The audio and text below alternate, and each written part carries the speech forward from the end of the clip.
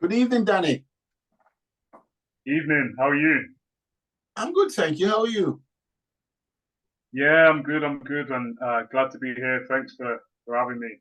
Yeah, thank you very much for being here. I'd like to say thank you also to Owen Mendez for our introduction and to get Yeah, to this stage of it all. So thank you, Owen.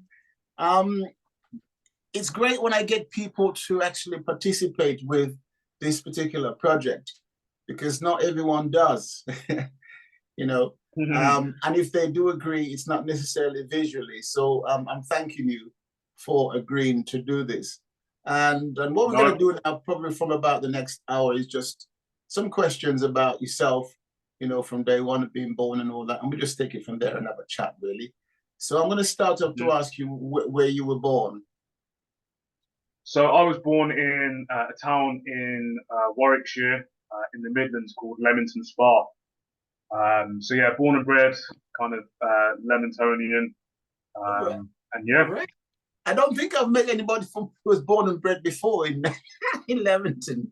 I mean, I know it quite well. It's a very nice, Yeah, really, really classy area. Yeah, excellent. Yeah. well, to be honest, that's what everyone says. As soon as you say you're from Leamington, everyone thinks you're posh and this and that. But it's just like anywhere. It is a nice part of the town. There's Regency, well, nice part of the country. There's Regency style buildings and things like that. And I think that's what people recognise more so than anything when they come to Leamington.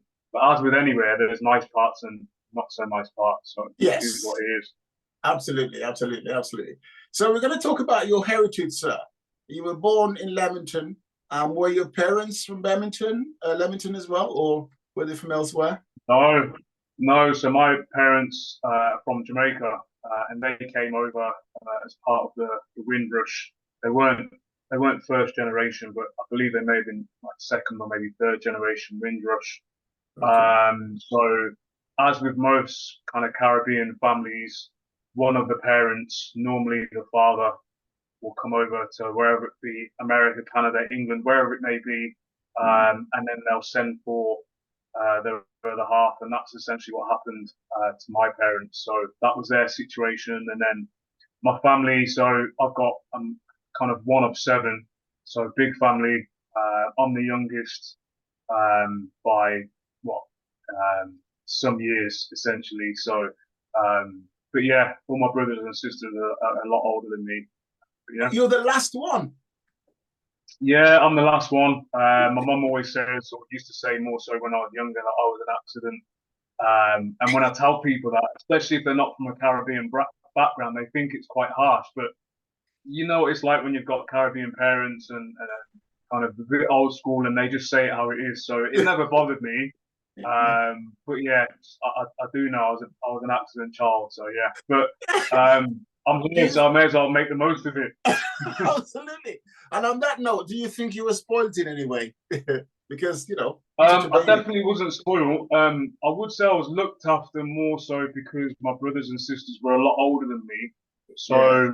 I didn't necessarily have that sibling rivalry, but whenever there was a bit of not trouble, but you could find yourself in a situation, people either knew that you were from say the Thomas family because that's my surname, or they knew my brother or sister or something, and it always helped. I didn't really find myself in a lot of trouble, but it did help me in certain circumstances to maybe not necessarily get through the door, but like maybe be listened to or in inverted commas respected or whatever, just because my brothers and sisters had been around for a certain period of time. So All right. before, Okay.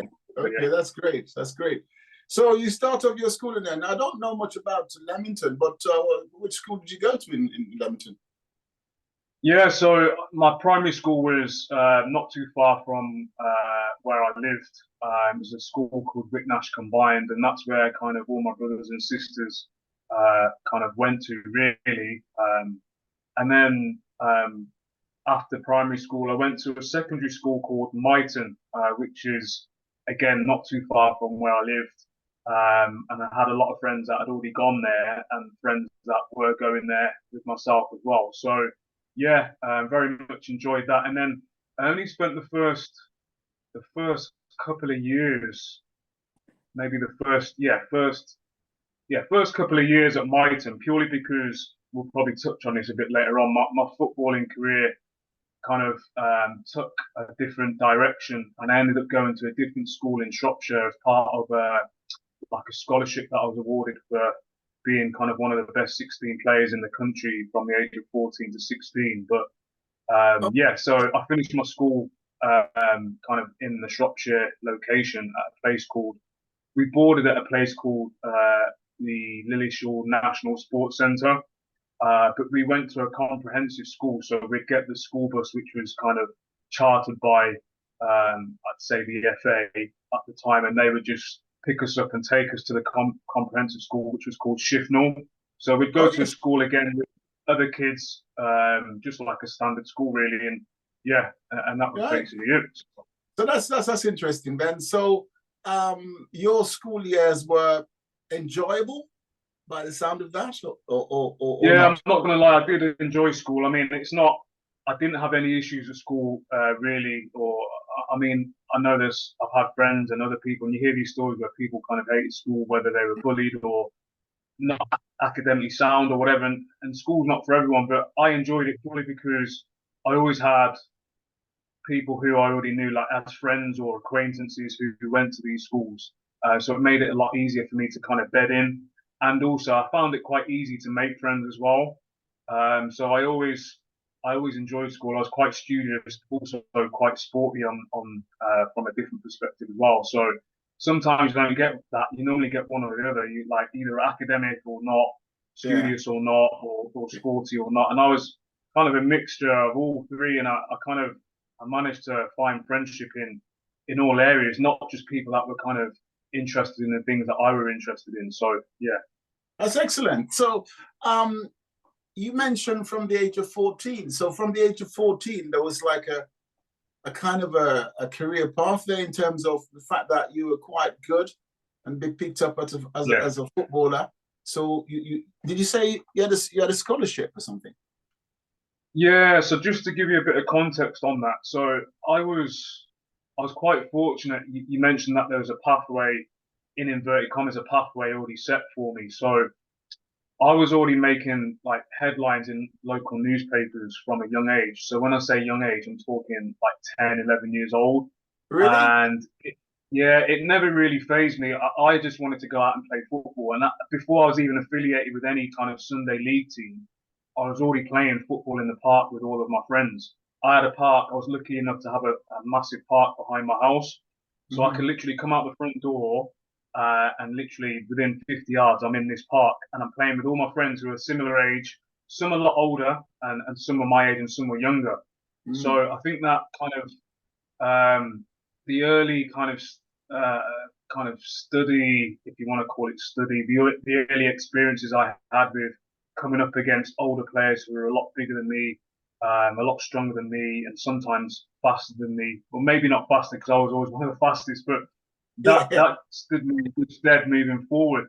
And then moving forward a few years, so I've gone through kind of Sunday League, had a couple seasons, a few seasons at Sunday League level, and then I managed to get scouted by like a professional team. And at that age, especially back in the day, you didn't have to necessarily be affiliated with any particular team. So I think before the age of 12, you didn't have to be affiliated with a particular club. So I was training with Stoke City.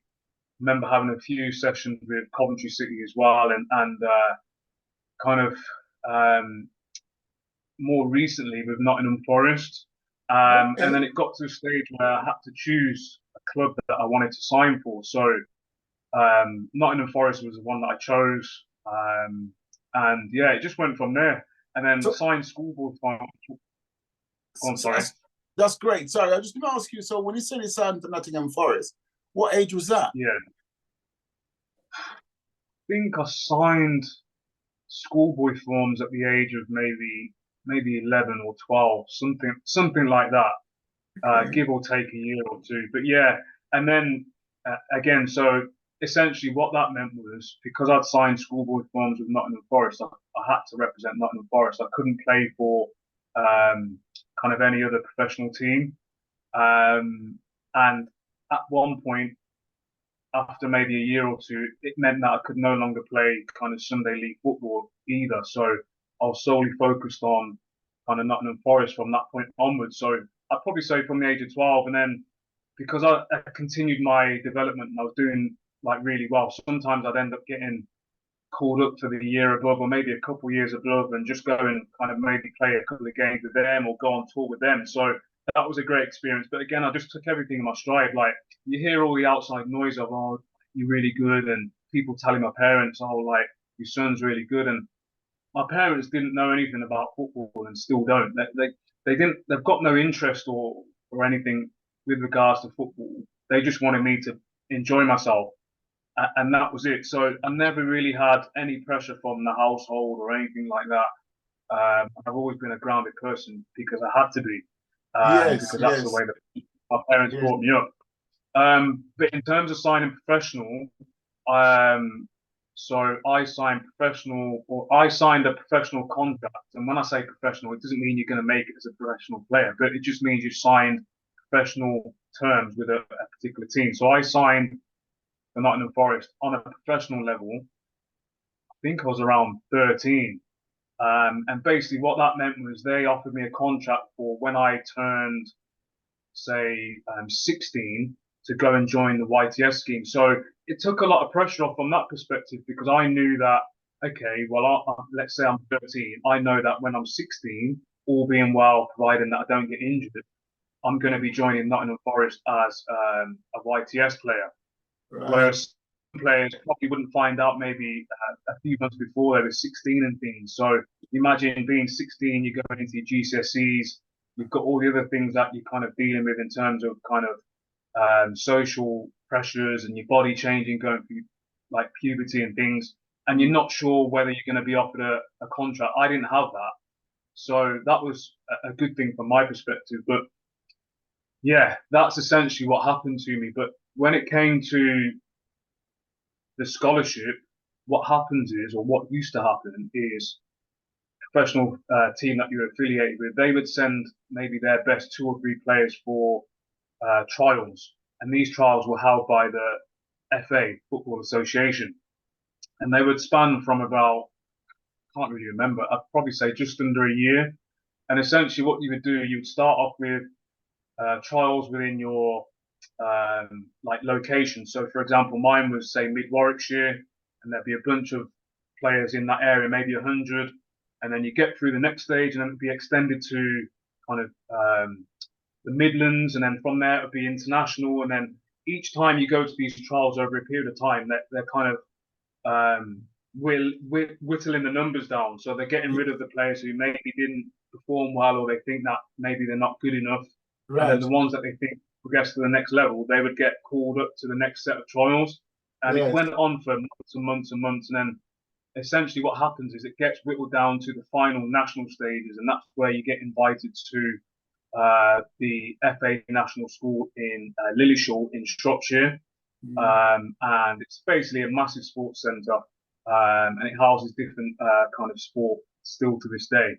And you're there for maybe 3 or 4 days, and you play various games amongst yourselves, and also do different kind of exercises during the training sessions. And then obviously you're being assessed at this point. And then after that's finished, you're essentially sent home. And then back in the day, there would be no email or anything. You just wait for a letter to turn up at your front door, and it right. would tell you whether you got in or not. And lucky enough for me, I got in. So with that, essentially it meant leaving home at the age of 14 and going to live at the Lilleshall Sports Centre for 2 years. Really? And then, yeah, still going to school. So we'd obviously go to a normal comprehensive school, like I said before, and continued your studies whilst training every day.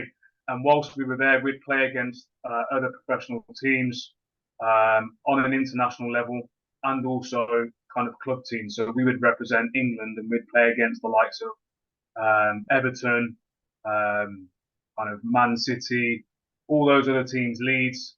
But yeah, and we always found ourselves a bit more advanced because we were training every day and having specialized training. Whereas the other teams that we were playing against, although they were professional teams at that age, they'd probably be training maybe once a week. Yes, yes, Um, yes. it Can was a I great ask you experience. how your parents cope with this? Were they really okay with the 14-year-old going away from home and all of that? Yeah, yeah, they were fine with it. I mean, they came to visit the location where we stayed at, and they had a proper tour around the location and also around the school. So they're kind of fully versed on kind of where we were going to be living and the people that were going to be looking after us. And it was a great experience. I mean, in terms of facilities, there was food laid on throughout the day for us. So breakfast, lunch, and dinner, and everything in between, really. And like I said, the school was it's just a normal school, so it's not as if you were giving up your education from that perspective because you still don't know whether you're gonna make it. Yes, Um, so yeah, yes, and yes, that happened for 2 years. So my parents were completely fine. Essentially, for me, it's always been who's going to be looking after you because you're still growing up at that age. You're still very yes, much kind of a yes. young child essentially, and it's only now where you kind of I've got my own kids now, and it's like my daughter's 15, and I always say to her, at your age, I was already living away from home. And Mm, sometimes I look at her and I think, like, how did that even happen? But it's just second nature. To me, it was just like, wow, it's an opportunity to go and represent England. yes, Yes, whilst you sometimes do get a bit homesick and things like yes. that, Mm, you had your other teammates who were going through similar things at that point. So it was fine. And I remember doing a documentary for Channel 4, and it wasn't just me, it was the whole team, the whole yeah. squad. And they went down and asked the players how they felt about living away from home. And they asked the parents the same things. And I always remember there was a clip from that particular show, and they had an interview with my mom, and my brother was just standing directly behind her. My dad was there, but he was off camera, and she kind of said literally what I just said. As long as he looked after and blah blah blah, then Yeah. it's all fine. I think she said she had mixed feelings about obviously me leaving home, but she Yes. knew that I'd be looked after. So yeah, it was a Yes. great Yes. Yes. experience. That's fantastic. So 2 years of that, and then what happened next then after that? So two Yeah, two so years. graduated after 2 years, completed my GCSEs, and then went home, had a few weeks break, and then started my YTS at Nottingham Forest. Oh, And that wow. was essentially how it panned out. Actually, I don't even think we had a few weeks rest. I think it was literally, I think I had a few days, and then it was literally straight. I don't think I went home directly from Lillishall. I went home with one of my teammates who had actually joined Nottingham Forest Mm, whilst he was at the FA National School. And I went to his house because he lived closer to Nottingham than I did. mm, Stayed there for, I think it was one night, and then literally straight on to Nottingham. And then I was living in Diggs at the time with some of my teammates. And then, yeah, straight into the mix of trying to make it as a professional footballer. So, yeah. wow. I was injured at the time, so I think it was maybe the last month or two of my time at Illushot, I was injured. I had a hairline fracture in my back, so I couldn't do anything for that period of time. And then, unfortunately, when I started my YTS at Nottingham Forest, again I was injured at the time. So whilst everyone else was training, going through their pre-season fitness training, I was doing stuff in the gym. So I did lose a lot of fitness, and then it Mm, was quite hard to get back to that level that I wanted to be. mm. Yeah. But it's good though that the fact that you had a contract for when you turn 16, because imagine, and I'm sure it's happened to quite a few people who gets injured and they haven't got a contract, you know. So Mm. things can really go downhill from there. Yeah, 100%. And just that level of uncertainty about Yeah. around kind of whether you're going to get offered something or not. Sometimes you can do all you can, and then for whatever reason, you're just not part of the plans. And I Mm, came to realize that kind of throughout my professional career. Sometimes your face doesn't fit. Sometimes the way you play doesn't fit the manager's style of play. mm, Sometimes it's just a case of you've been at the club for maybe a bit too long. You need a new start, and it's not always the club's choice. Sometimes it can be down to the player as well. But yeah, for me, going back to kind of when I was kind of at the early stages of my career, I was lucky to have a contract offered, and to be offered decent money. So when I say decent money, it would have been decent money for those times and for the Mm, age that I was. mm. So that was, again, you could be just a normal 14, 15, 16-year-old and you finish school and you don't know what you want to do. Uh, Absolutely. so Ab- again, I was lucky from that perspective. It just took a lot of pressure off. At the time, it was like, okay, well, I kind of expected that anyway because I was doing well for some time before that. mm. But looking back now, it's like, wow, you don't realize how lucky you were, or I was, to be offered that at such a young age. Absolutely, because there are a lot of youngsters, well, there's not even youngsters, people in the 20s and even 30s struggling to find a Yeah, path in life, you know. yeah, So for you to get that and to latch onto that, and it worked for you, is it did absolutely work. fantastic. Yeah, So, and it was something I wanted to do. yeah, Yeah, yeah. but you So, mentioned about not knowing what to do. mm, I mean, that can happen to anyone because when I transitioned out of football, and we'll probably come to this a bit later on, I yeah, transitioned out of the kind of football at 31, and I've had various kind of roles within different kind of industries, and it's yeah. tough finding that kind of one that suits you that offers certain things that you're looking for. So yeah, Absolutely. So before we come on to that, so what happened at Nottingham Forest then, and how long did you spend there?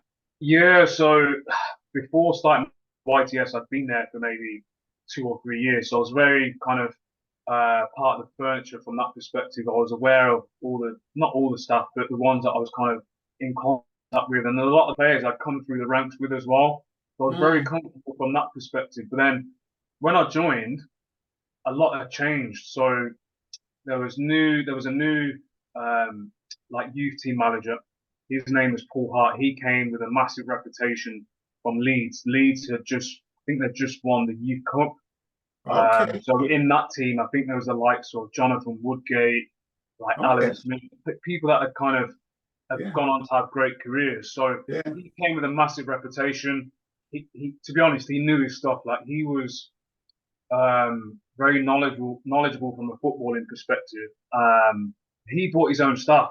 As you do, you bring in a new coach, they're going to bring their stuff with them, and that's just how football is.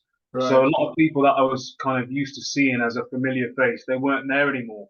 And Oh, with a new coach, they bring new ideas. They want to yes, bring their own players in. So a lot of players that were on a YTS scheme early into that YTS scheme, they ended up getting released from their contract. really. Uh, yeah, and again, I was injured at the time, and it was strange because we ended up having so many players. We had an A team and a B team in the youth team, so two separate teams playing on two separate occasions, um, and also the pathway to get to the first team beyond the youth team. So two youth teams, and then Yes. you've got a reserve team, and then you've got a pool of players that are kind of um, I'd probably say in between the reserve team and the first team, and then Mm. you've got the first team.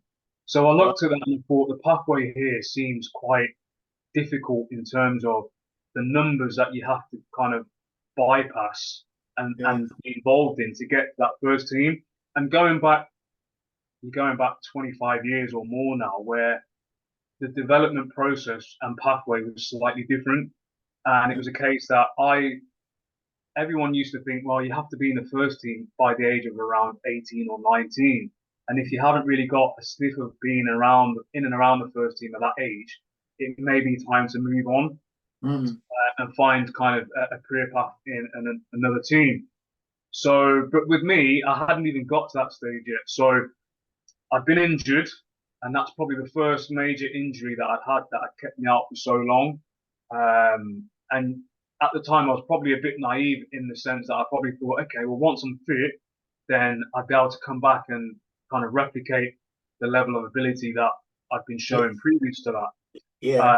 And that didn't happen. So I was out for many, many months, and then I came back, and then I had to kind of do rehab and stuff. And then Mm. when it came to training, I'd missed the whole of pre-season, and everyone else had obviously gained their fitness through pre-season and then playing Yes. games as well. And I didn't have any of that, so I literally went straight into training. I found it quite difficult to kind of get to the level I wanted to, and then playing the games, I wasn't playing well, and I was a bit I wasn't homesick, but I just didn't really enjoy the environment, and certain things Yeah. happened at the club that I wasn't really like happy with, and I didn't foresee happening. Like I said, players getting released that I'd kind of come through the ranks with, and players coming in from Ireland and stuff like that, and Yes. other parts of the UK, and I just thought this doesn't sit right with me, and just the numbers that people were dealing with in terms of the amount of players that were there. Yeah. So I wasn't really enjoying my time, and I just took it upon myself to just go in and see Paul Hart. I actually called a meeting. So essentially, what happened before I called the meeting, Paul Hart called me in, and he had his assistant. I think it was Steve Wigley at the time, who have both gone on to coach and manage at different professional clubs. And they're probably still in the game now. I've got no issues with them at all, but they called me in, and I was 16, so I'm like maybe 2 or 3 months into a YTS contract, and they've said, oh, kind of long story short, we're going to be like reviewing your contract. And I was like, oh, okay. I didn't really know how to take it, so I didn't really show any emotion, but in my head I thought, that doesn't sound good. So you're probably going to have a look over the next month or two, and then Mm. probably end up releasing me. And I didn't want to have that. I didn't want to have that label on me, because Yeah. back in the day, more so than nowadays, it was like, oh, you've been released. And a club seeing that you've been released may see it as a bit of a negative. So Yes. Yes. I Yes. didn't want to have that attachment. So I've always been kind of proactive to a point of view, to a certain point of view. And I'd probably say taking things into my own hand. Like I've always been quite independent. So being 16, I didn't consult my parents or my brothers or sisters or anything. I kind of just went, had a thought, had to think about it, and thought, what do I want to do? So in my head, I was like, well, I'm 16. I've got no dependents. I've got no bills. Didn't have a mobile phone or anything at the time. So I just thought, I've got nothing to lose. I back myself as long as I get my fitness back. I've just finished Lillishall. I've just graduated playing for England. So I've got that pedigree behind me. Yeah. So I went in to see management, and I had a conversation with Paul Hart, and I just said, look, like I want to leave. And I think he was a bit taken aback by that, because I don't think he'd ever really experienced anyone coming in and saying, Wow. leave. So I had 3 years left on my contract. So yeah, he just said, okay. And the reason I wanted to do that is, again, I mentioned the things before about the pathway and not really enjoying my time and things like that. Yeah.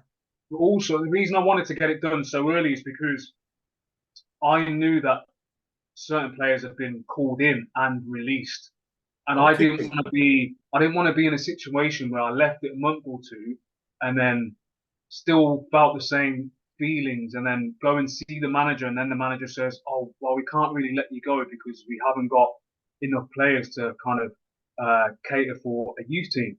We've already let, for example, 10 players go. We can't let any more go. I didn't want to be in that situation, so I didn't tell any of my teammates. No one saw it coming, and I just went in there, and I don't even know if it was in the morning or after training. I don't know. And I just went in and I just said, look, yeah, I just want to leave. So again, I think he was taken aback, and then he just said, okay, the next steps would be obviously signing your release forms. So again, I just wanted to know what the procedure would be, and he just said, right, we'll inform the secretary or whoever it was, and then they'll let you know when you need to come into the office and sign your release forms. So did he not try to dissuade you from leaving or anything? No, because essentially how I framed it was, and I wasn't lying. I just said, look, I'm not really enjoying my football, and kind of essentially that was it. I just said, look, I'm not enjoying my football. I don't think I mentioned the fact that I was homesick, because I wasn't homesick.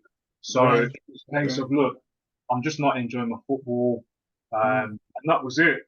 And he was obviously understanding, but at the same time, didn't try and dissuade me, and he wouldn't have been able to dissuade me anyway, just because Okay. it was one of those things where I kind of made my mind up. I just Right. wanted That's to be good. elsewhere. That was quite And then, mature at 16, wasn't it? Really? yeah, I've always been quite mature and like independent from that perspective, and if I want to do something, I normally try and make it happen, and Yeah. I've always been like that. So Yeah. literally, I don't know how long it was before I signed my release forms. It would have been that week, maybe a couple of days later. I remember Wow. walking around because where we lived was round the corner from the stadium. Yeah. You could literally walk out the door and touch the stadium, but you couldn't access the stadium from I get you. I get you. Yeah. our street. So yeah, so walked around and then I went to see the secretary and then I signed my release forms. And then I remember walking back to where we lived, packing my bags, arranging a taxi. Taxi came, got in the taxi to the train station, and then that was it. Train home. So you were on your way home, back to your home? Yeah, so literally all I did was sign my release forms, Yeah. and then walked back to where we lived in Nottingham in the digs, Yeah. and then packed my bags. I think I called a taxi or may have arranged one beforehand. Taxi came, 'cause again, I couldn't drive. I was only 16. Yeah. Got in the taxi to the train station, and then got the train home back to Leamington, and then that was it. So the reason I'm asking the question is that by this time, had you told your parents? To be honest, I can't remember. I probably would have had a conversation to say, look, I'm going to be leaving. Okay. Okay. I don't know. I mean, me being me, it wouldn't Yeah. surprise me if I turned up at my mum and dad's house and said, look, I've left. But I do remember having a conversation and just saying, look, I'm leaving or I've left. I can't remember. I probably did have a conversation on the phone and also spoke to my brother. And the reason I keep mentioning my brother Jeff Thomas, who's good friends with Owen Mendes, who arranged this meeting between us. Okay. Jeff was the one that kind of used to take me to games and training and stuff. Oh, okay. Yes. Yeah. So I know what that means. You need yeah, something to. Yeah. exactly. So he's a lot older than me, and again, at the time he was driving. Sometimes, looking back now, you realise the sacrifices that he made to make that happen. Absolutely. He's still a young man at that point, still kind of navigating life and understanding who he is at that time. And then he's got a phone for me, like a father figure, driving me around everywhere. So at the time, I did appreciate it at the time, but probably growing older now, you appreciate it a lot more. Yes. You realise, obviously, how life challenges you sometimes, and sometimes you have to make those sacrifices. So, but literally had that conversation, and it was a case of my parents, like I said, as long as they know I'm happy and I want to move in a particular direction, they will always back me. With my brother, it was the same thing, and he just said, look, like, kind of what next? And it wasn't a case of, oh, I don't want to play football anymore. It was a case of, I'm just going to go on trial. I've just left Lillishall. I've still got that pedigree behind me. I've backed myself. I'm going to go on trial. And essentially, that's all I did. And it's a crazy story because there was no social media, no internet access or anything. I think the internet had been maybe in its infancy, maybe 2 or 3 years, but I didn't have a computer or a laptop at home. So the Yellow Pages was my internet. Oh, right. Picked up the Yellow Pages, and all I did was call football teams that I thought, okay, well, there's an opportunity maybe here. So it wasn't necessarily ones in and around the Midlands. I remember calling Man City. Oh, right.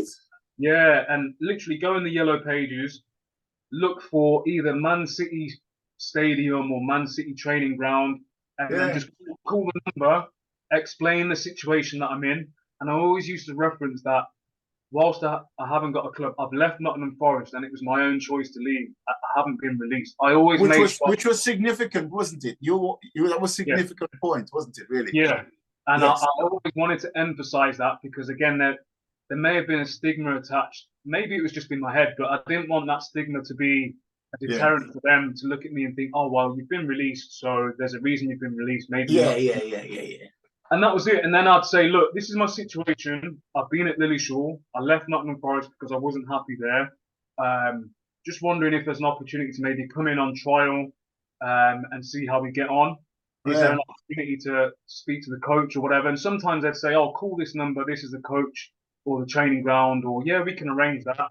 And then literally it was just a case of jotting down the details for the training ground or the place where I needed to meet the coach or whatever it may be. and then going from there. And bear in Wow. mind, no mobile phones or anything. So Those were the days. yeah, Right. So from there you got an invitation to a club or more than one club or what?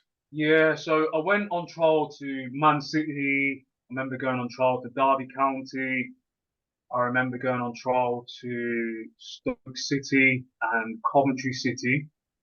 And I think that was it up until I think I went on trial to those places. And every time I went on trial, you can kind of get a sense for how it's going. So how the Yes. coaches kind of communicate with you, and also you know within yourself whether you perform. Now, bearing in Yes. mind I've been injured for ages, so every time I went to these clubs, I knew that I was getting fitter and fitter and Yes. performing better and better. But when I got to the last trial, I think it may have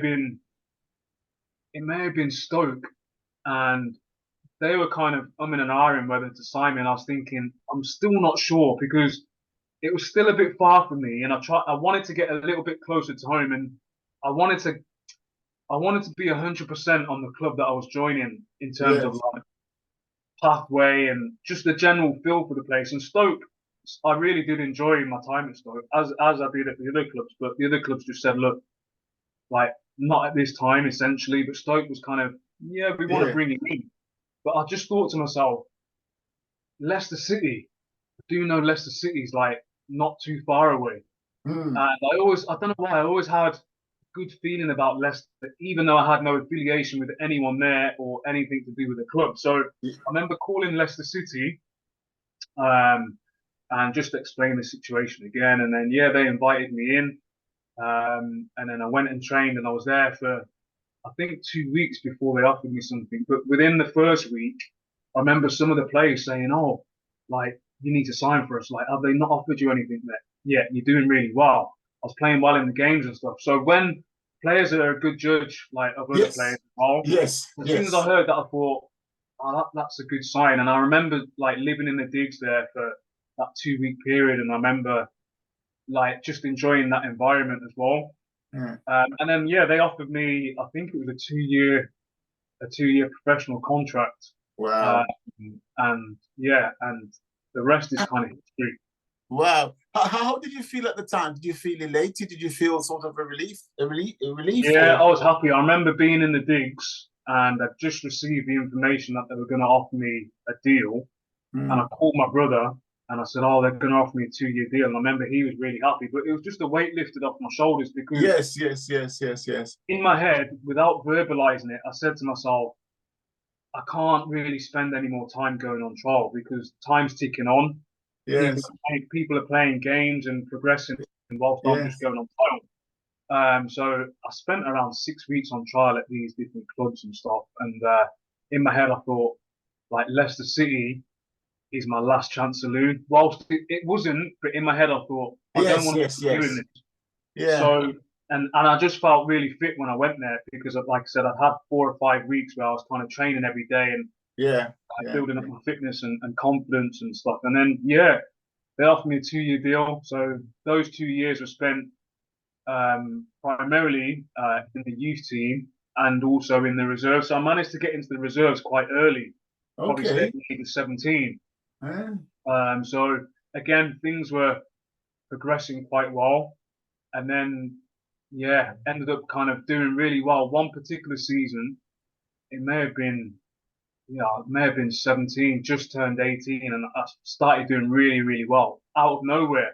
I was doing okay in the youth team and reserves anyway, but this particular season, I just kicked off in the reserves and I was doing really, really well. And I was playing really, really well in the youth team as well, yeah. because I was still eligible to play for the youth team. Um, and then, yeah, I just remember then training with the first team, um, and then going from there. And I managed to kind of make my debut in the Premier League Wow. at the Wow. age of Wow. 18. Yeah, Wow. under So, Martin so O'Neill was the manager. So yeah. is that right? So, question: what position did you play? So I played left wing. I started out as a youngster, Yeah. as a striker, and then it wasn't until I went to Lilleshall, the FA National School, and represented, like I said, England from Yeah. 14 to 16. They stuck me out on the wing. But yeah, I mean, I'm not surprised because we had some stiff competition up front because the likes of Francis Jeffers and Alan Smith, Right. they Yes. both made it into the Premier League and sustained a career both for Yeah. England and also for professional clubs in the Premier Yeah. League. So Yeah. they were playing up front, and there was a couple of other players that were really good as well, Yes. Yes. who played for Yes. Man United in the youth team. Didn't quite make it as professionals, but they were really good. So, and me being small as well, Yeah. normally used to happen, especially back in the day. The smaller players get pushed on. So, All right. Right. Right. Right. So, what was it like your first Premier match then? um, mixed feelings really, and I'll probably being a bit harsh on myself because you build yourself up to kind of you want to get in the first team and you want to just like make your first team debut and then kick on from there. And I going back, kind of, I mentioned earlier that there was a documentary, a Channel 4 documentary that we did called "The World at Their Feet," and I did a couple of those. One when I was at Lillishall, and then one where you're now at your professional club, and it was like a follow-up documentary to see how you're getting on. And I featured in both. And then in the follow-up documentary, I remember sitting in my digs at Leicester City, and one of the questions was kind of, what do you want to do? Where do you want to be going forward? And I was like, I want to make my debut in the first team at 18. I want to be in the first team at 18. And at that point, I had no business saying that because I was still in the youth team at the Yeah. time. And I don't even think I'd made my appearance in the reserves yet. So I don't know what led me to say that. Right. But Right. I think verbalizing things sometimes can make you achieve that. Oh, Um, absolutely. yeah. Absolutely. But Yeah. at the Yeah. time, Yeah. I didn't know. It was just something that I wanted to do. Yeah. And then it managed to happen. And then, yeah, my first team debut, we lost the game. It was against Newcastle, and they had a great team. They had the likes of Alan Shearer and, What? yeah, David Batty and Gary Speed and I think Kevin Gallagher and all those players. They were all playing. I was up against Nalberto Solano, who was a great right winger. So for me, at that time, it was a case of, right, I'm playing really well in the youth team and reserves. I'm fast, I'm quick. I've got a game understanding of a decent level, good technically as well. So I was always one of the fastest in the team and stuff. And then when I came into the first team, I was still one of the fastest anyway. I mean, I had the likes of Emil Heskey and people like that who were really fast. But when I came and made my debut, I realized like the tempo of the game and a lot of players that you used to see on TV, that I used Yeah. to see on TV, who weren't necessarily known as fast players. They were all fast. So it was like Right. Jesus, and it just the game took it. It took me by surprise a little bit in terms of the level of ability uh, Yes. and also the pace of the game. Yes. And I still held my own, and I still did okay, but Yeah. I wanted to do a little bit more. I came on for like 25 minutes or so, maybe a bit longer than that. Mm. And I always remember coming away from the game and like walking off the pitch thinking, I didn't really give a good account of myself. And I probably did, but I probably It's how we are as humans, isn't it? Really. yeah, You know, you because I want to was make used sure. to all those Yeah. times in the reserves and youth team where I was like the standout player, or I came off thinking, I've done really well. Yeah. Yeah. And then I wanted to emulate that in the first team as well, especially in my debut. But it didn't quite happen like that. But it's not like I wouldn't look at it, or anyone else wouldn't look at it and think, oh, he's had an absolute nightmare, because that Mm. didn't happen. Mm. Um, Mm. Mm. but yeah, I was happy to make my debut, and then I managed to make a couple more appearances off the bench against Everton and West Ham. Not for long, just a few minutes. But Yeah.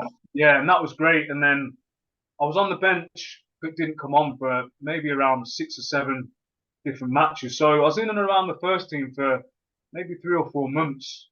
And then Martin O'Neill, he ended up going to Celtic. So he was like, I know him and his backroom staff were quite fond of me as a player. Right. And Right. the following Right. season would have been like a big season for me. Yeah. And if you bear in mind, my direct competition was Steve Guppy. So Steve Guppy was one of Leicester City's best players on the left wing, and he Okay. just got called up to the England squad. So for that to happen to him, and for me to be still seen as someone who's direct competition for him and being given an opportunity by a great manager and someone who's well respected in the game, as in Martin O'Neill and his Yes. backroom staff, that was massive for me. Yes. So, and it makes you realise how well regarded you were at the club and Yeah. how well I was doing.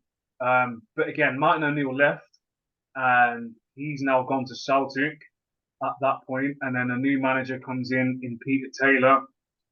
Towards the end of that particular season, I got injured. I injured my thigh, which turned out to be quite a serious injury, and I was out for 9 months, and that was the most serious injury I'd had. Wow. That was just an innocuous injury. I was playing a reserve game against Tottenham. It was away at Tottenham, and I was taking a corner, and as I connected with the ball, my thigh just went, and I heard like a click noise in my thigh, and I didn't realise that was my thigh actually tearing at the time. And long story short, I was out for 9 months. And long time in football. Yeah. So I lost a lot of fitness, and I was trying to make my way back. And then, like I said, Martin O'Neill left, and then when the new manager came in, Peter Taylor, I was still injured at the time. And again, as you know, trying to get back to the way you were prior to the injury is quite difficult. And I always found it quite difficult if I was out injured, especially for a long time, to gain that fitness. It always took me 6 or 7 games naturally anyway, but for being out for so long, it took even longer to get to that. And as you know, as time ticks on, the weeks go by, months go by, people are progressing, they're surpassing you. Manager comes in, he's got new ideas, new backroom stuff again, and I just knew that I wasn't part of their plans. And even though Peter Taylor didn't really last long, Mickey Adams then became the manager, I think, or maybe Dave Bassett and then Mickey Adams, I can't quite remember, but throughout those 3 kind of managerial periods, I was never kind of in their favour. And then I had a year left on my contract, and I ended up, because I wanted to play, I'd had a taste of first team, so I knew I was good enough. Yes. And then I'd already kind of cemented my place in the reserve team. So I knew I was good enough to kind of say, make it, but whether that would be at Leicester or not, it just materialised that it wasn't going to be that way. And I didn't really want to wait for another manager to come in, because you never know what the scenario is going to be. So I had a year left on my contract, and I remember just kind of leaving Leicester and going to Bournemouth. And Bournemouth at the time were in League One. Well, it would have been, I think it would have been Division 2 maybe, which I think is the equivalent of League One at the time. I can't quite remember, but anyway, they were struggling. They were in a relegation battle, and I joined maybe with like 8 or 9 games left of the season. And those 8 or 9 games, I was just, because of their situation, they were in a relegation battle, and I had little or no first team experience. I was just on the bench and maybe coming off maybe for 10, 15 minutes here and there, but it was still a great experience for me. And that's where my career kind of kicked off, if that makes sense. Yes. So did you spend a long time at Bournemouth? I was there for, I'd probably say, a couple of years. So my captain at Bournemouth was Eddie Howe, who is now the manager at Newcastle. Wow. So, and the assistant, Jason Tyndall, who is the assistant at Newcastle, he was in my team as well at Bournemouth. So so that was, again, it was a great experience for me. And you don't realise the standard. So the standard was really high, and I was happy because I joined a passing team, and my game was always around kind of playing well in a passing team. Yes. The manager was Sean O'Driscoll, and he was well renowned for kind of being a progressive kind of manager, and the way he wanted to play kind of suited me. So I was there for a couple of years. That first season, unfortunately, we did get relegated into kind of League Two, and then playing in League Two, that's where my opportunity came. I played 85-90% of the games that season. We got promoted at the first attempt back into League One, so we went through the playoff process, got promoted that way, and then back into League One. And then I didn't really play as many games as I wanted to. I probably played about 60% or started 60% of the games. And they offered me a new contract, but again, like me being me, I always wanted to play. I always wanted to be kind of in the team sheet every week. And I didn't want to go through another season where I was kind of in and out of the team. Yeah. So, I ended up turning down that contract, and then I signed for Boston United, who were in the league below, so it would have been League Two at the time, and yeah, and then Steve Evans was the manager, who I believe is now the Stevenage manager. Okay. I enjoyed my time there. There was a couple of players there who I knew already, who were like decent players as well. So it always makes it a little bit easier when you're kind of playing with Yes. players that you're familiar Yes. with. And Yeah. that was it. And then from Bournemouth to Boston, like I said, and then from Boston, I went to various different teams in and around kind of League Two, and then most latterly finished my career at kind of conference level. And then randomly, after finishing a season at Tamworth, a couple of seasons at Tamworth in the conference, I'm now, 31 at that point. And then I ended up signing for a team called FH in Iceland. In Iceland. Yeah, and it was in so FH. I did my research, and randomly some agent contacted me and just said, "Look, are you interested in maybe pursuing a career abroad?" And blah blah blah. And I had been looking at options beforehand, and then it probably took about maybe 3 or 4 weeks of conversations with him and doing my research and doing my digging and stuff. So I didn't want to just jump on board with it. Yeah. I wanted to make sure that it was the right club and they played football, and that I was going to be given an opportunity to play and all the other bits and bobs and things like that. And I'd not too long got married as well. So I was kind of within my first year of being married. So I knew that it would be me leaving my wife and my 3-year-old daughter at the time. They'd be staying in the UK and I'd be going on my own. So that was another thing I had to kind of consider. But it was just a great opportunity for me. And I went out there, and it was I'd probably say that was the most professional I'd felt since I left maybe Leicester or Bournemouth. So bearing in mind my career spanned 15 years. Yes. So I'd probably say started at the age of 18, being a proper professional. Yes. Yes. When I left the UK to go in and play for the team in Iceland, I was now 30, 31. Yeah. So all those years, I was still a professional, but in terms of what I mean by the most professional I felt was the level of the standard of play, the standard of the league, the team that I was involved in, the management of the team, and also the level of competition. So what I mean by that is we ended up playing in the Europa League qualifiers as well. Wow. So again, that was a great experience. Wow. But it was strange because I played all my career as a left winger, and then I ended up going there and playing left back. So I was playing in the defence.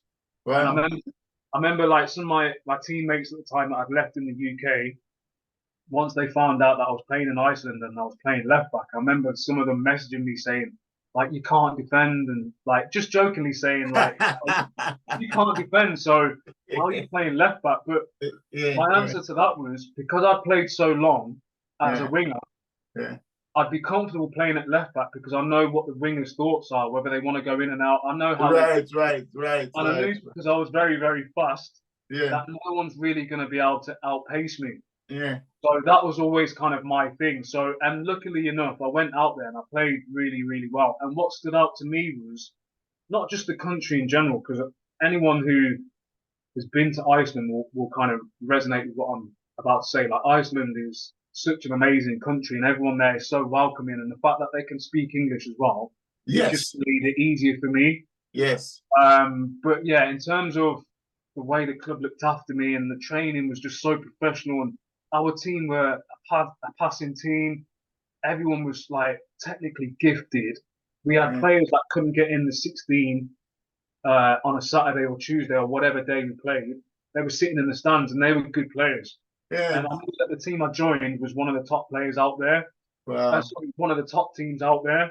So in terms of being out there, all of those things combined just made me feel like at home, and I just really enjoyed my time. And one thing that stood out to me was my first day there. I went and obviously met the coach and stuff, and essentially what he said was, we're not going to put you in the team straight away because the way we play is slightly different. And when he said slightly different, he didn't mean like slightly different to the English way. He just meant we've got a particular style of play that you may not be used to. And I don't want to throw you in for you to struggle and then have to bring you out. All right. Okay. I want Yeah. you to sit on the bench and watch and study how we play, and then I'll bring you in. Obviously, you still need to perform in training to warrant a Yeah. place in the team anyway. Indeed. So when I joined, it wasn't the start of the season. It was, I think it was like 4 or 5 games into the season. And then whilst I was there, I think the first 4 or 5 games I was just on the bench. And then I didn't get on as a sub. I was just watching. And then I got my opportunity after that, and I started. And then I was always in the team after that. So I think I played maybe 16 or 17 games. Their season is quite short in terms of spanning over an annual period. So whilst in the UK it's like August, September up until kind of April, May, depending on what division you're playing in. Yeah. Over there, it starts in May and like ends in October, based on the lack of sunlight in the winter. Yes. And because the weather's so bad over there, like you get like 2 or 3 kind of meters worth of snow in the winter time. So they play it during the summer kind of months, if that makes sense. Spring, summer. Yes. And then back end of autumn. And I was lucky because when I joined, it was May. Yeah. And the weather was so nice. Like I was in like shorts and t-shirt most days, up until around kind of maybe back end of August, where it started to get a little bit more chilly. But everyone assumes that Iceland's really cold and stuff. And whilst it is in the winter, and I wasn't there to experience that, but the stories that I've heard will kind of back that up. But during the spring, summertime, the weather is pretty much the same as the UK. But I think I got lucky on that particular year in 2012 that it was just a bit of a hot streak. Yes. I always remember speaking to family members and seeing the news over in the UK. And I think at the time when I was out there was a period of time where there was a lot of floods and things in the UK, and it complete opposite in Iceland. So yeah, but we managed to win the league, and that was the first time they'd won the league in maybe a few seasons. And then because the season before that, I think they finished in the top 3. Yeah. So that how their league is formulated, if you finish in like the top 2 or 3 positions or whatever it is, you then get the opportunity to play in the Europa League qualifiers. So yes. again, I had that experience, and we played against teams. I mean, we played a team in where was it? I think it was Sweden, and then we played against a team in where was it? I can't remember now. It wasn't Uzbekistan, but it was another. Yes. It was I can't remember. But yeah, we played all over the place, to be honest, and then we ended up getting knocked out against a team in Sweden. And yeah, it's just a great experience for me. Yeah. So you know your time in Iceland. Were your parents or any siblings and your wife get a chance to come and experience a bit of the life there with you? Yeah. So my wife and my in-laws came over. So my wife came over with my daughter at the time, who was 3 at that particular time, and they came over with my mother-in-law and my father-in-law, and they spent a few days. So lucky enough, I had a car when I was over there, and I had like a small studio. So my wife and my daughter stayed with me, and the in-law stayed in a hotel not too far away. So I was located in a fishing town called Hafnarfjord. Yeah. That was like 15 minutes drive, just a straight journey to Reykjavik, which is obviously the capital, and that's where kind of all the main kind of facilities are, and the main kind of amenities are and stuff like that. So that was a good experience for them to see that as well. And I managed to take them out on a few excursions and stuff. We saw the natural geysers. Yes, fantastic. So it was great. And like I said, the weather was good as well. So it was just a good time. And then the club paid for that as well. So they paid for me to have a number of flights home. Is that right? Yeah, and then they paid for my family to come over as well, and they also gave me a car and stuff. So all of those things, that's what kind of culminated in me thinking like it's a great opportunity, and it just feels really professional. From day one, I was well looked after by my teammates and also by the club and all the staff and management and everything. And before signing, what happened was I went out there for a couple of days, and I made sure that the agent that I was dealing with at the time, I made sure that it wasn't a trial. Because if it was a case of, oh, go out and have a trial, I probably wouldn't have gone. But he said, no, they've seen your clips. So what I mean by clips is what I did when I got wind of a potential opportunity of going abroad. I knew that the team, whether it be in Iceland or whatever at that particular time, because there was other opportunities as well, I Yeah. knew that they would never physically get an opportunity to see me play, especially the level that I was playing at in England. I was at Tamworth at the time in the conference, so they're not going to come over and watch me play. Right, right. So I knew that I'd probably have to get some videos online. Yeah. And whilst I was at Tamworth, I always knew that every game was recording.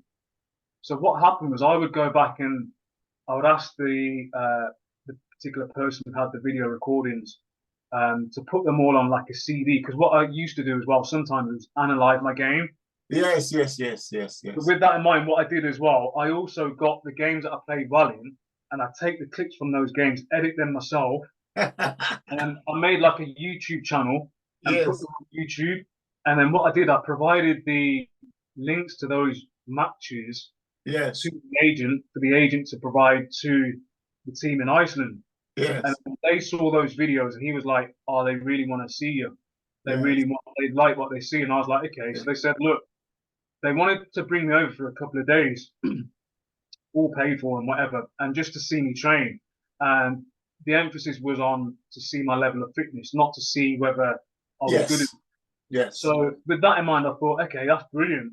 I just know I just need to go and just train well, and that's essentially what I did. And like I said, I was there for a couple of days, and then I remember having a meeting, and they said, "Look, we want you to sign," and I was like, "Brilliant, happy days. We want you to sign now and just stay here." And I was like, Wow. I can't do that because I've only bought like maybe a couple of days worth of clothes. Yeah, Furthermore, I need to say goodbye to my family back home. And they were like, "Oh yeah, that makes sense. We understand." So yeah. go back home for a week or so. I think it was a Mm. week, and then come back, and then obviously sign the contract, and then obviously stay for the duration of the season. So I remember having the conversation with my wife, and she was happy because over the past like previous seasons, I'd always Yeah. been kind of looking for a club in the summer. Yes, And yes, she was yes. just happy that I didn't have to go through that scenario again. Mm. But she was a bit unhappy that obviously it wasn't in the UK, it was abroad. Yeah. But she understood, and it made it easier for her or for me Mm. to make the decision because she was happy for me to do it. Yes, yes, yes, And yes. again, spoke to my mom, and she was happy. Mm. And then yeah, spoke to my brothers and sisters, and it was all good to go. Spent a bit of time at home, and then went back to Iceland, and then the rest is history. So yeah, Fantastic. So how long did you spend in Iceland altogether? I was there for about probably 6 months, just under 6 months. Mhm. Yeah, so from May, June, July, August, September. Yeah, I remember coming home on, I think it was October the 1st. So yeah, and then that was it. And then I came back home. I was at a bit of a crossroads. I was mentally and physically tired. So Okay. what I mean by that, that was the first time in my career that I've been like mentally tired. I've always been kind of physically tired at the end of the season. You want a break and stuff, but mentally, Yeah. I've never been mentally tired. And Yes. the reason I was mentally tired is because I had a full season at Tamworth, playing like 95% of the games. Yeah. Then straight off the back of that, within 2 weeks, I was now going to play a full season in Iceland. Oh, yes. I understand that. You had another Yeah, break. Yeah. yeah. So I never had a break, and I Mm. think in a way that was kind of good because I didn't lose any fitness, so it allowed Yes, me to yes, yes. transition into kind of playing in Iceland more or less straight Yeah. away. Yeah. But I remember, I think one of the last games of the season, I remember just sitting on the floor, just talking to one of my teammates, and I just said, "Oh, I'm physically and mentally like tired, like I need a break." Not in a bad way, not in a No, yeah, yeah, yeah, disrespectful yeah, way, yeah, yeah. but the conversation was framed about him asking me, "Oh, what are you doing? Are you signing here?" Because they wanted me to stay, but I think financially they couldn't really afford for me to stay, and also because I was like 31 in Mm. Iceland and most Scandinavian countries, a lot of the players get blooded into the first team quite early, 16, 17. All right. How the clubs make a lot of their money because those players will get snapped up by other European clubs, Okay. Yes, and that's yes, how yes. it works. So Yeah. I could understand. I was a bit frustrated because I did well, and there was talks of me signing, but in the back of my head, I was thinking, I'm not sure if I can maybe stay another season because, again, leaving the family at home, I was Yes. newly married and things like that. My daughter was still 3 years old. Yeah. So, but it was just a scenario that kind of, it didn't pan out that way anyway. And I came back to the UK and I was really on a high. I was thinking, wow, to the point where I was thinking, maybe if I'd have played left back in the UK, I may have sustained a career at a higher level. But Yes. that's just hindsight. But Yes. again, won the league. So I went over there, fulfilled my purpose, won the league. I think I was the first black player to represent that club as well. So I made history from that perspective. Yes. That's quite something. Yeah. Yeah. And then, like I said, played in the Europa League qualifier. So I knew that I could hold my own at that level. Came over again back to the UK thinking, okay, well, I'm going to be given an opportunity in the UK. And I remember calling around a few different clubs. This is again October, so I couldn't really sign for any club until kind of January anyway, just because of the way that legislation runs. Yeah. So, but I remember just having a break, just resting for maybe a month or so, and then speaking to clubs whilst I was resting, and just it's back to square one. It was a kind of, oh yeah, well, you're going to need to come in on trial and this, that, and the other. And I was thinking, well, if you haven't heard from me, or if you can't get a reference from another manager or coach within the game, and I'm 31 years old, I don't want to come in and go on trial. Like I valued myself higher than that, and that's not being arrogant. It's just being realistic. Yeah. You're going to stand up for your ability and And yourself. I've been there and done that years and years beforehand. And many people say, "Oh, play for as long as you can," and a lot of players will say, "Oh, I'll play for free. I would play for free. I love the game so much." A lot of them say that, but they wouldn't actually do it. And it's easy to say it when you've been earning thousands and thousands a week. I've never been a player that was earning thousands and thousands a week. Okay. However, I ended up playing for free. I'd played for free before, and I'd played and started in games and scored in games and got man of the match and not being paid for it. And really? So that's how much I wanted to gain a contract at a particular club. So I've been there. So it's not a case of, oh, you're being arrogant or anything like that. It was a case of, look, I've done all of those things before. I've gone in on trial. I've made my own way to training. I've done this and not got paid, and I've lost out on petrol money and things like that. And I've played and secured, I've secured 3 points for teams and not being paid because I've been playing on a non-contract term to try and earn a contract. So with those conversations not being so positive and them wanting me to come in on trial, I just thought, like, I kind of had enough of this. I'm 31. I'm still fit enough to go and play at whatever level, but I know for a fact that I'm going to have to work. And my CV at that time was just purely sports based. I didn't even have a CV, but I'm talking hypothetically. My CV at that point would have just been sports based because all I've done all my life is play sport. I knew I could transition into the working world because I've got transferable skills, but at the time, I knew that I'd have to be given an opportunity. Someone will have to give me an opportunity in the working world based on what they can see either in an interview or whatever. Yeah. So I thought, and from early on in my career, I always thought to myself, if I don't earn enough, then I'm going to have to work. So my mindset was always around, when I finish, I'm going to have to work. If that didn't happen and I earned enough, and I didn't have to work or could maybe do my own thing, then fair enough. But I think just one question. All this time when you were going through the process of going from one club to another, did you ever have an agent, or did you do it all yourself, or what? I had agents. I had a couple of agents, but I'd never signed. I always said to myself, I'll never sign a contract with an agent. Because again, going back to Nottingham Forest, where I knew I had the gumption and the ability to go and have that conversation with the manager to say, look, I want to leave. And also have that knowledge of calling the club and speaking to a manager and introduce myself and say, look, this is me, this is where I play. Would you be willing to give me an opportunity? I knew I could have them conversations. So you could manage yourself, really. You could manage yourself. That's great. Yeah, sorry. No, it's okay. And it's a good question. So for me, I'd never really wanted to sign with an agent, but I had people representing me who I would just utilize based on their connections. Yes, yes, yes, And yes, and yes. that worked out well for me. But Mm, yeah, I know some players will sign a contract and it doesn't work or whatever, and things have changed anyway. But mm, I was always one for, if I'm out of contract or I think I'm maybe not going to be staying at this club, I would get on the phone to other managers. I'd speak to maybe a player that I know at that club and say, "Oh, what's it like to mm, play there?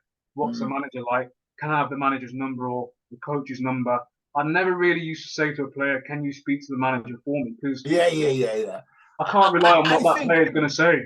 the bottom line is you had enough confidence and Yeah, in your ability to negotiate your own future, really, in whatever you're going to do. 100%. And Yeah, and, and it's not always the case for everyone. You know, yeah. there's No, there's a lot it's of people not able no. to So do that. some players will do it, and some players won't, and some players will hide behind their agent, and then Yeah, blame their agent for not doing what yeah. he or she was supposed to do. Okay. I didn't want to be in that scenario.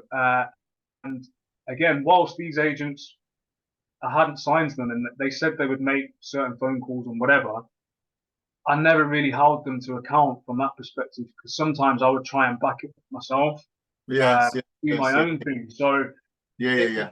for me, it was like a two-pronged approach, and that's how I wanted to approach it. So Mm, sometimes it would work, and sometimes it wouldn't. So sometimes I'd call a manager, and they'd say, "Oh, listen, it's not the right time. We're still kind of midway through the season. We've fulfilled our quota of players, so we can't really bring anyone else in, or mm, oh, we've got a left winger or two left wingers, so we don't need another one." And that was it. Okay, no problem, fair enough. But mm. for me, it was like, okay, well, I planted that seed in that manager's head. So Yeah, yeah, if yeah, something happens 2 months down the line and they need a left winger, they may yeah, remember me. yeah, yeah, yeah, yeah, And that was it. So, yeah, but yeah, yeah, yeah. so essentially, once I'd left Iceland and I had those conversations and I realized that, yeah, I don't really want to be going down that route again. And I don't want to leave it until I'm 38, 39, having not done anything else. I knew it would be harder for me to find a job in the working world, or that's what I thought anyway. Whether that be right or wrong, that again, that's hindsight. But I took it upon myself to just stop playing at 31, and I Okay. just applied for jobs the conventional way and created a CV. And I just had to show my transferable skills and things that I'd done in football that would translate to the working world, and hope that, fingers crossed, someone would see that and give me an opportunity as someone who may have potential. And luckily that Did happened. did you have a particular job in mind that you wanted to do?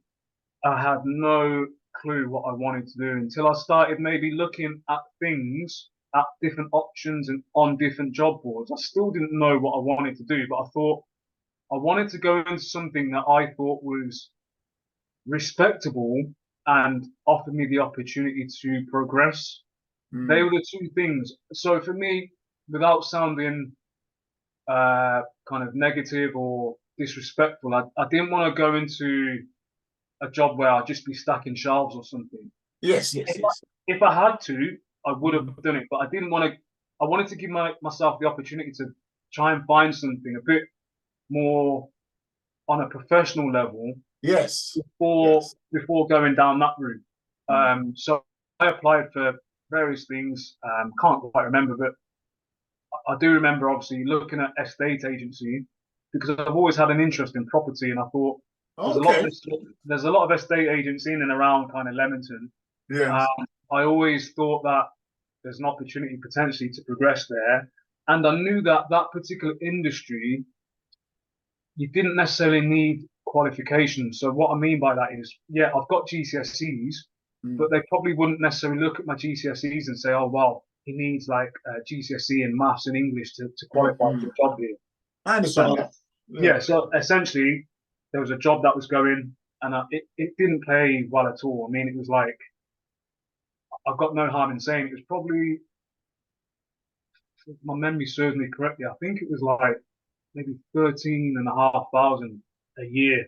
Wow. So, but I didn't care because I just wanted to get a job, and I knew that there'd be an opportunity for me to progress. So again, I applied for the job, got called in for an interview, got through that interview, and then had a second interview, and then was offered the job.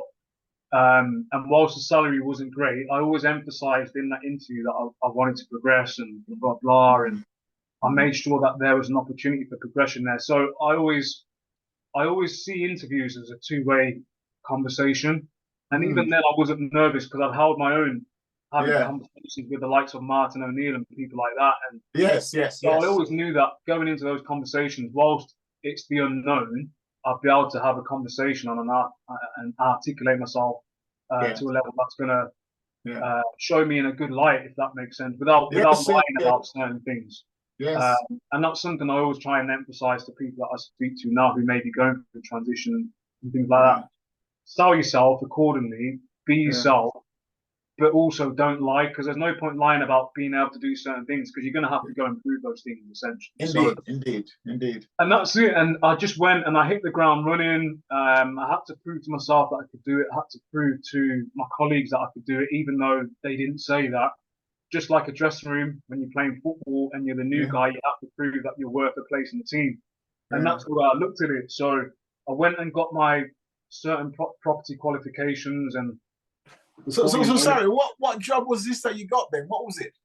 So the title was quite a long one. It was I think it was property management, repairs and inspections. Okay. Something like that. So it was like, it was literally the lowest of the low within that particular industry. So dealing with maintenance and inspections, it's a thankless task. You've got tenants calling, moaning about washing machines not working and things like that. But I didn't care. I just utilized that as like understanding the industry, building my communication skills, understanding how the different systems worked, and listening to my colleagues talk, and going out and speaking to these tenants and providing. It's a learning curve, isn't it? It's a learning curve.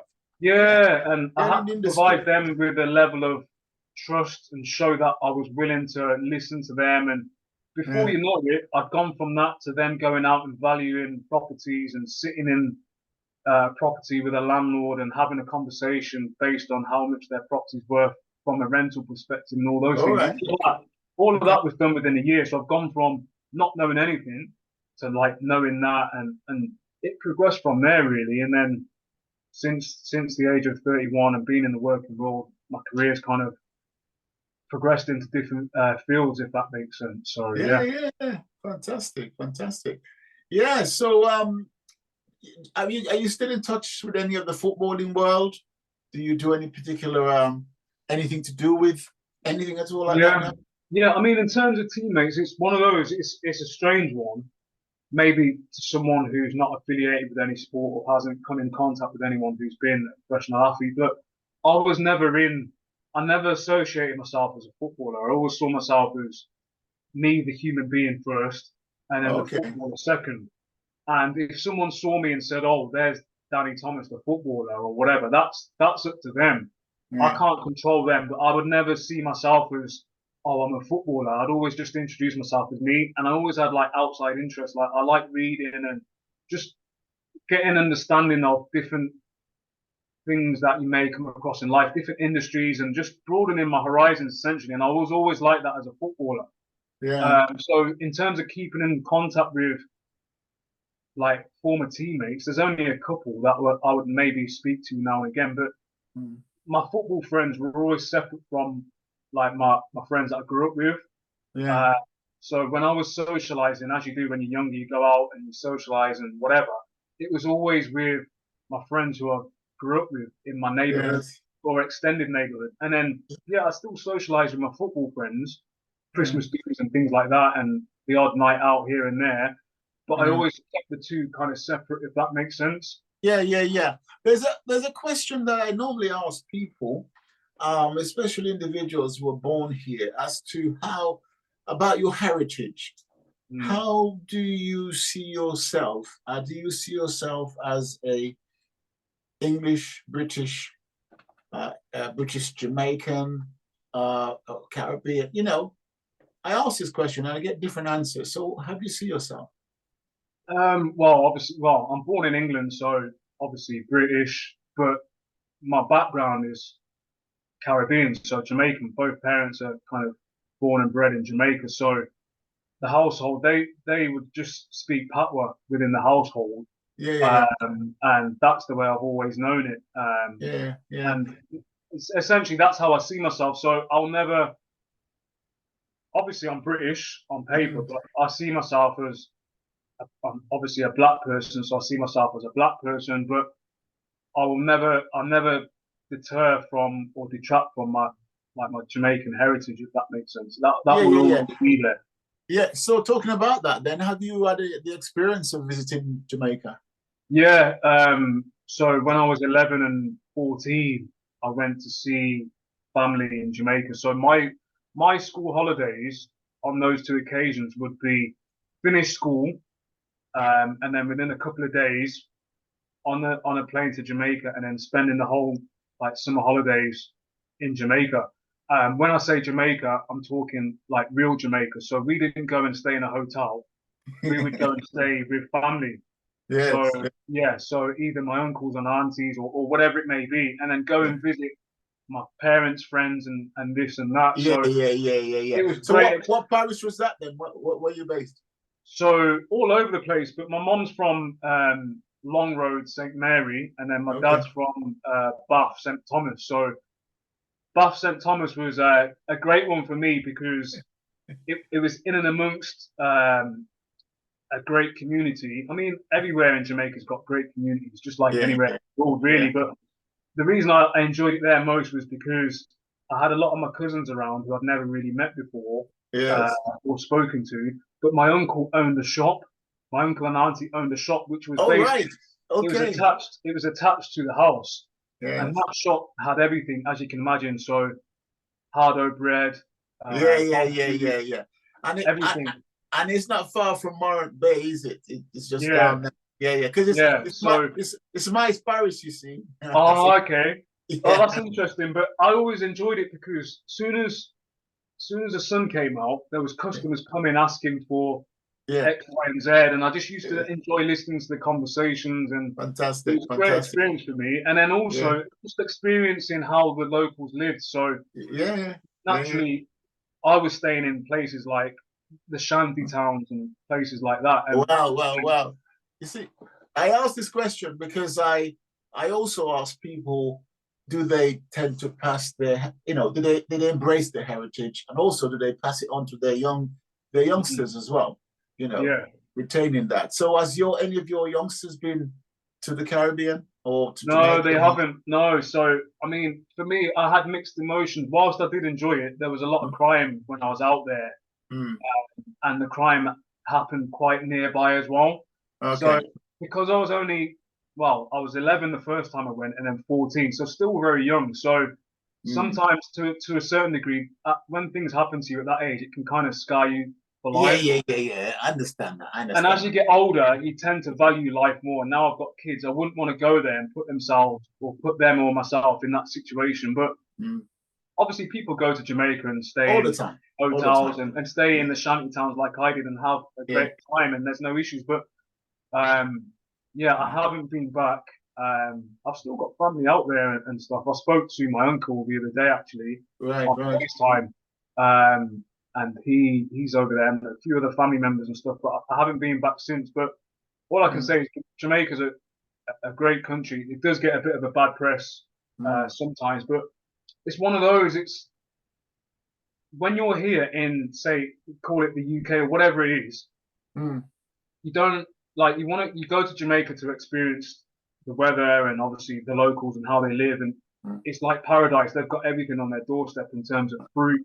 You go in the sea's warm. I experienced it, especially in Yeah, Bath as well, with the natural yeah. spa water and things Oh like that. man, Like a fantastic. healing experience. Yes. Um, but but from their perspective, when they see Canada, England, America, Spain, Right. whatever it may be, they see it as paradise because they think everything over here, everyone's got money and Yeah, everything's yeah, yeah. It's like an and escape for them, isn't it? yeah. So Yes, from yes, our yes, perspective, it's like, oh, we'd love to have those beaches and those yes. fruits that you can Yeah. just pick at the bottom of your garden and stuff. But from their perspective, it's, oh, I'd love Yeah. to be in England because everyone's got money and everyone's rich. But we all know it's not like that. But yeah, And sometimes you don't realize what you've got, and they don't realize what they've got, and it's absolutely. good. And that's the beauty about traveling, because when you travel and go to different countries, you learn so much about people's culture and the differences, and it makes such a difference to make you appreciate what you've got. Yeah, 100%. Yeah. And don't get it twisted as well. So there's a lot of places in Jamaica, a lot of people in Jamaica that are more affluent than people in kind of the European countries. Absolutely.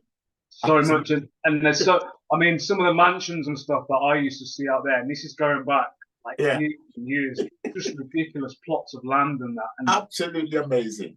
Crazy. But I'm so glad that when I went to Jamaica on those occasions, I'm so glad that I stayed with family and I experienced kind of both sides, because some of my that's family, very essential.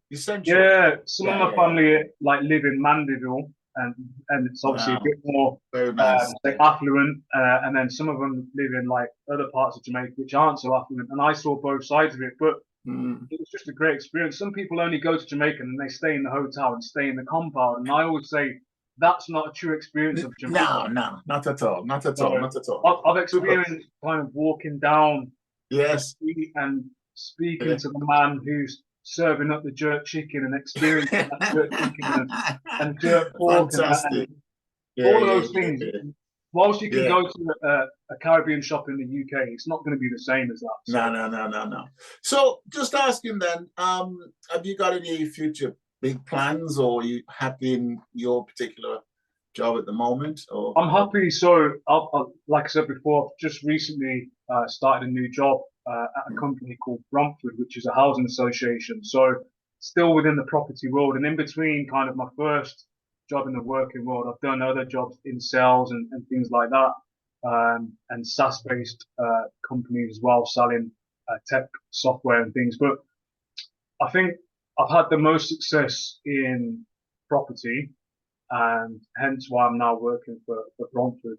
And it just offers me a lot of flexibility. I work remotely. I give an opportunity, or have an opportunity, to kind of work with customers and allow them to kind of thrive within their home and their community. So my role is a neighborhood coach, and essentially what I do is I look after the customers, understand kind of their life experiences, how they're living in the property, how they're getting on with their neighbors, if they're suffering maybe mental health issues or anything like that, try and signpost them to organizations that we're affiliated with. So all of those things I enjoy, because I enjoy like helping people on that perspective, and it's an eye opener as well, because you don't realize what some people are going through. Absolutely. And sometimes it's through circumstances which are out of their control, maybe a death of a parent or parents, and they're maybe only 18, 19 years old and having to deal with that.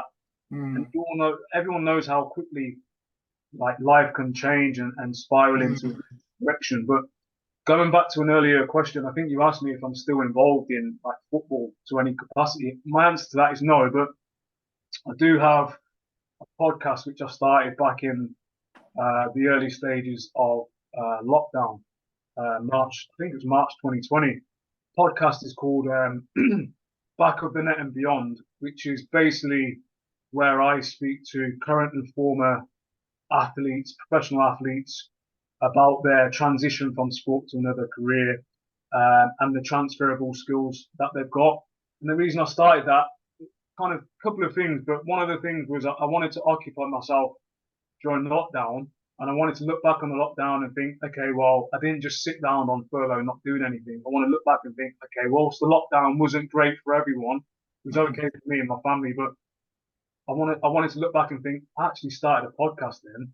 And yeah, so I essentially just reach out to people via social media, or people that I know and may still have their contacts on my phone or whatever. And I wanted to make athletes know that they've got transferable skills suited to other careers and industries other than sport. And also I wanted to make industry leaders and company owners and leaders understand that athletes do have those transferable skills as well. Because sometimes people get labeled as, oh, you're a former footballer and that's all you know. Oh, you used to play rugby, that's all you know. And it's not. Sometimes athletes will have that mindset when they get stuck in that bubble and their identity is kind of immersed and revolves around them playing that sport, and they think, well, that's what identifies them. And that's why you hear a lot of athletes when they stop playing, they say, "Oh, I've lost my identity." And I always say, "Well, you haven't. You're still John Smith.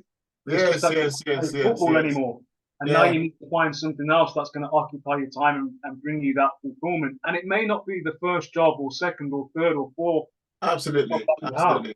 Yeah. But But the main thing is just to get on mm, that kind of first rung of getting into the working yes, world. yes, And that yes. can be in whatever capacity. It could be starting your own business, or it could be still within that sport, but you may become a coach in that sport or something else Yeah, within that yeah. sport. But to have somebody like you though to just to talk to, even on a podcast or after a podcast. I mean, Mm, the job you've got is very satisfying by the sound of it, you know, talking to people with their own houses and their problems. That in itself, I think, is very satisfying because it's very broad based, isn't it? Very human. yeah, It's definitely. kind of the same thing you're going to be dealing with in a sense with all these professional athletes who no longer Yeah, in their yeah, profession. It's a transferable skill, isn't it? You just do that. exactly. Yeah. So Definitely. I think that's fantastic, and I Yeah, really love that idea yeah. because And essentially, yeah, basically it's available on all kind of major podcast outlets and also social media as well. So yes, yes, yes, going back to yes. kind of Bromford, the company that I'm working for at the moment, it's a housing association, Mm. and it's one of the biggest in the UK. Right. Um, but essentially, it runs parallel with another role that I've got. So I'm actually a non-executive director for Solihull Care Housing Association. Okay. So again, it's still I've Mm. always had that element of interest in kind of property and say housing. Housing is a different element of property, but it's still within that Yes. kind of industry. Right, right, right. That's fantastic. That's fantastic. So we've been on a journey, Danny. Fantastic, excellent. And you know, people listening to your journey will get so much from it. Um, have you got any questions at all about the Forgotten Generations? Yeah, I mean, essentially, I've done a bit of research on kind of uh, what you do and kind of what it's about. But what led you to kind of want to go down this route and obviously speak to people like myself and hear their story? Well, basically, I was born in Caribbean. I was born in Jamaica, and I came here as a 13-year-old lad.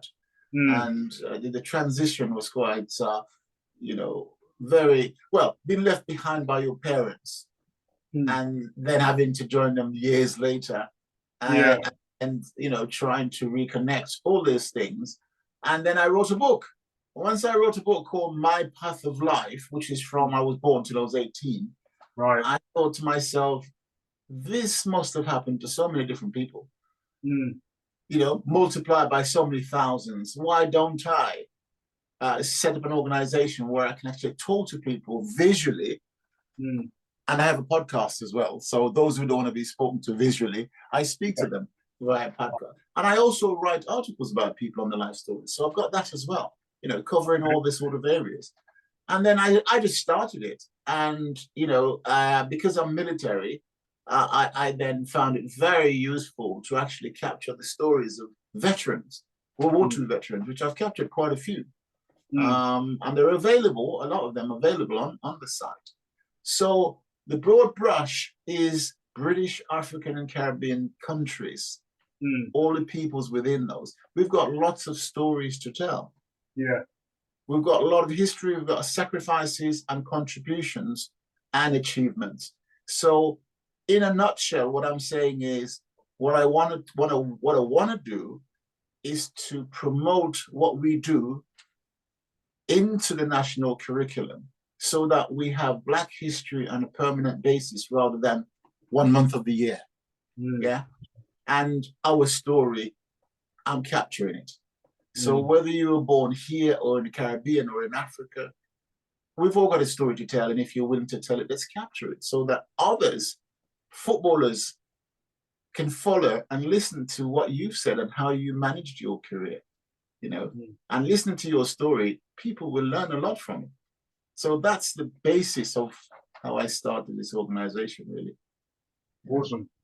Yeah, I think it's a great cause, and yeah, it's obviously I'm thankful for the opportunity to obviously share my story, a little bit of my story. I could go on for ages, and I don't want to bore you to death, but I'm thankful for the opportunity. I mean, for me, one message that I would say to any kind of former professional athlete when it comes to transitioning from sport to another career is just try different things and don't expect to leave your current sport or previous sport and go into an industry and be earning the same money and things like that. Because a lot of people will look at the salaries that are available and think, oh, well, I'm not doing that. And before you know it, 2-3 years down the line, they're still in the same situation where they haven't got a job. So for me, I had to sacrifice my salary. A lot of things had to change within the household. And I knew that over time, I'd be able to build my way back up to a level Brilliant. that I'm kind of quite Absolutely made it excellent. easier to live on a daily basis, if that makes sense. I'm here Yeah. now, but long may it continue. But the journey never ends. The transition, I always say, you're always transitioning, especially when you kind of when you've left a professional career in sport. You're always going to transition. Sometimes it's not going to work, but it's about finding that next thing that you think is going to give you that opportunity and that fulfillment. So yeah. Fantastic. Danny, I got to say thank you so much for taking us on this fantastic journey, and good luck in the future. Yeah. Yeah, no, I appreciate that, and thank you again for obviously. Well, thank you. You know, absolutely superb. So we'll catch up soon then. Yeah. Yeah, awesome. Have a good evening, and yeah, all the best. Thank you. Thank you.